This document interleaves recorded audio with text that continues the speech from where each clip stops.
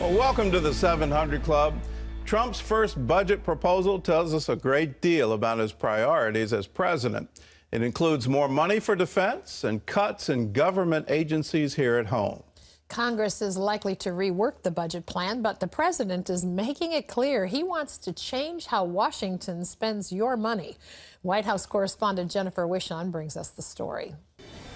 President Donald Trump's budget is the collection of his campaign promises translated into dollars and cents. He comes out with a budget that does exactly that. And Washington goes apoplectic because they've very rarely seen a politician who comes to Washington and does exactly what he says he's going to do. The $1.1 trillion spending plan includes big league winners, like the U.S. military, which gets a 10% boost, the Nuclear Security Administration, the Department of Homeland Security, and Veterans Affairs. There's $1.5 billion in the plan to start building a wall along America's southern border. Another campaign promise the White House Deputy Press Secretary tells CBN News that Trump intends to fulfill. The president's made extremely clear from day one his priority is an America First budget, and we've got to put national security at the top and forefront of that. The budget blueprint also includes some big league losers. That list is longer. The Environmental Protection Agency and State Department bear the bulk of the president's cuts, followed by agriculture, health and human services, commerce, education, housing and urban development, and the list goes on. Nearly 30% in cuts to the State Department includes a slashing of foreign aid, money the U.S. uses to help other countries economically. It's one of the cuts some top Republicans and faith leaders can't stomach. In a letter to congressional leaders, more than 100 evangelical and other faith leaders write, "As people of faith, we cannot turn our back on those in desperate need. With just 1% of our nation's budget, the international affairs budget has helped alleviate the suffering of millions." Foreign aid is probably the single most wasteful spending item in the federal budget. We've spent tens of billions of dollars over the last 30 or 40 years, for example, on development aid to Africa. We all want to help people that are poor or hungry in Africa, but there's no evidence that any of those programs have worked. President Trump's budget also completely cuts funding for the National Endowment for the Arts, along with the public broadcasting system and National Public Radio, something many Republicans have been pushing for years. I put myself in the shoes of that steel worker in Ohio. The coal mining family in West Virginia, the mother of two in Detroit, and I'm saying, okay, I have to go ask these folks for money, and I have to tell them where I'm going to spend it. Can I really go to those folks, look them in the eye, and say, look, I want to take money from you, and I want to give it to the Corporation for Public Broadcasting? That is a really hard sell. In fact, it's something we don't think we can defend anymore. Mulvaney calls it a hard power budget designed to send a message to America's allies and enemies.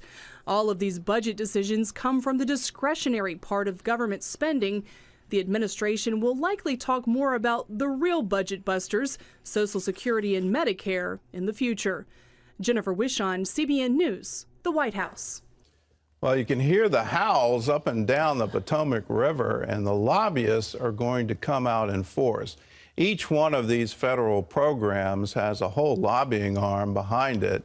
And what is absolutely refreshing to hear is an administration that says, can you prove that your program is having any result? And can you prove to the American taxpayer that it's worth funding again? These arguments that it's less than 1% or 0.5% or whatever percent of the total federal spend, I think need to go, because once you start adding up 1%, pretty soon you get to a very, very big number. And it's time that we get a result-based federal budget that looks very carefully at our spending and are we really getting any bang for the buck. All that said, I actually view this as a negotiation. It's like Trump trying to buy a real estate deal where he comes in with an offer and he stakes out such a position that the other side is in retreat from the get-go. So this may be all a negotiating ploy, but we'll see. We've got to get a handle on our federal deficit. When you consider it's $20 trillion and just how big that number is, and not just our children are going to be paying it back, but our children's children, and then in turn their children, is going to take that long, and we are still running a deficit.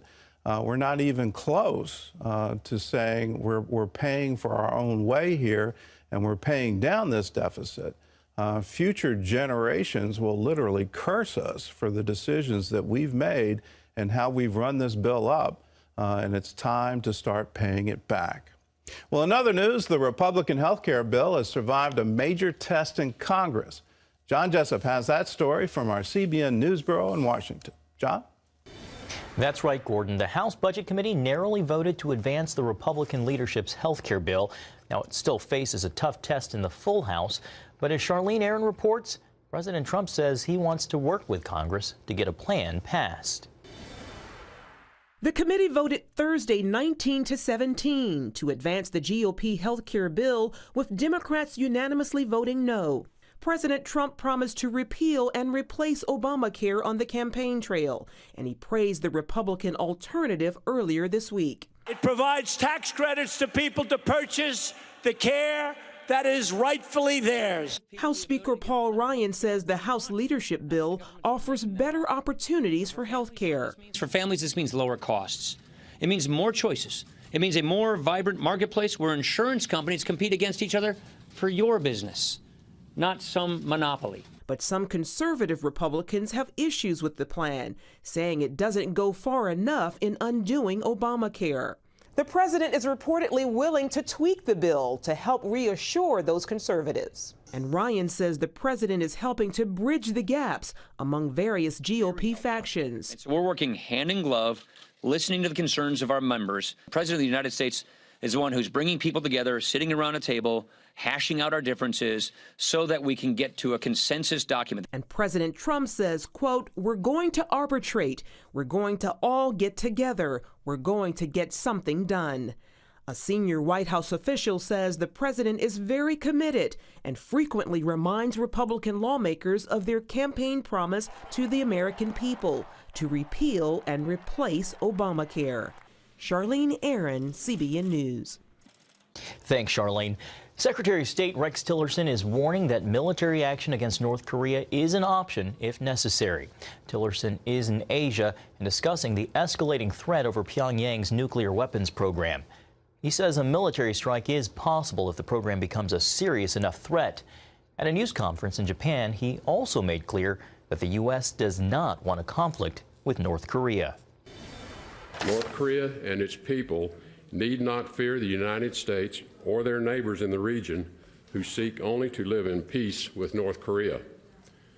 With this in mind, the United States calls on North Korea to abandon its nuclear and ballistic missile programs and refrain from any further provocations.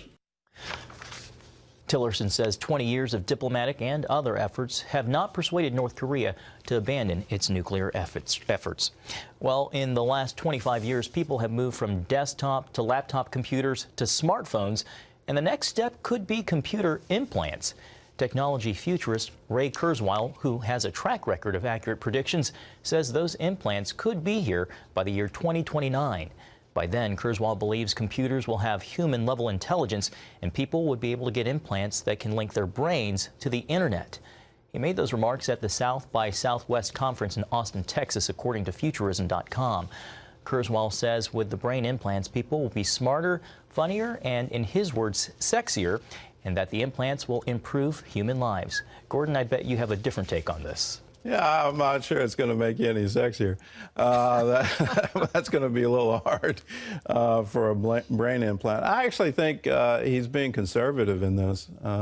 We're already seeing how much smartphones have changed how we think and how we interact, and the number of times we go to some kind of search engine in order to find the answer to a question.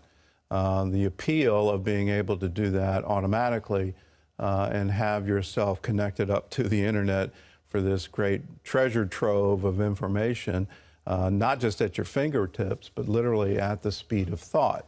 That kind of allure, if you will, is probably going to accelerate this. Is this a good idea? Absolutely not. And I, for one, would never go that route, never get that kind of implant. I don't want anything hardwired into my brain. And I doubt you do, too. Can hardly wait. It's just crazy. I mean, you can understand the why of it's coming, but I'm with you on that. Not going there.